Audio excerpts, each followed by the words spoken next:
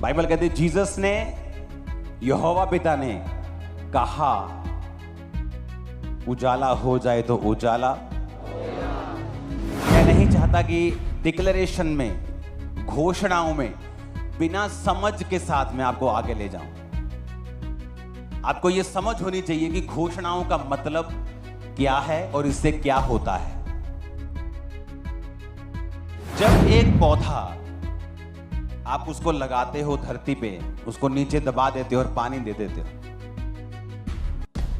वो तो हमने अब देखा है इतना कुछ उगते हुए, हमें पता है कि ये उग जाएगा।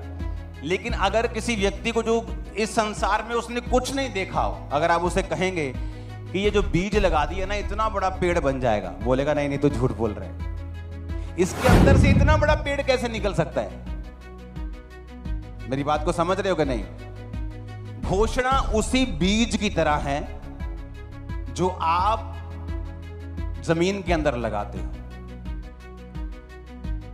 और जो व्यक्ति आत्मा में अनजान है, जिस तरह कोई शारीरिक रूप में अगर अनजान है, किसी को अगर बिल्कुल अंदर रखा, कभी दुनिया दिखाई नहीं, जब वो एकदम से दुनिया में एक्सपोज होगा और उसको कहेंगे कि ये छोटा सा बीज है ना ये बड़ा पेड़ बन जाएगा, नहीं नहीं झूठ बोल रहे हैं, ऐसा नहीं हो सकता। उसी तरह से जब आत्मिक दुनिया में एक बंदा प्रवेश करता है, जब उसको बोला जाता है कि अगर तू बोलेगा तो इतना बड़ा रिजल्ट आएगा, वो भी सेम बात करता है, नहीं नहीं ये नहीं हो सकता।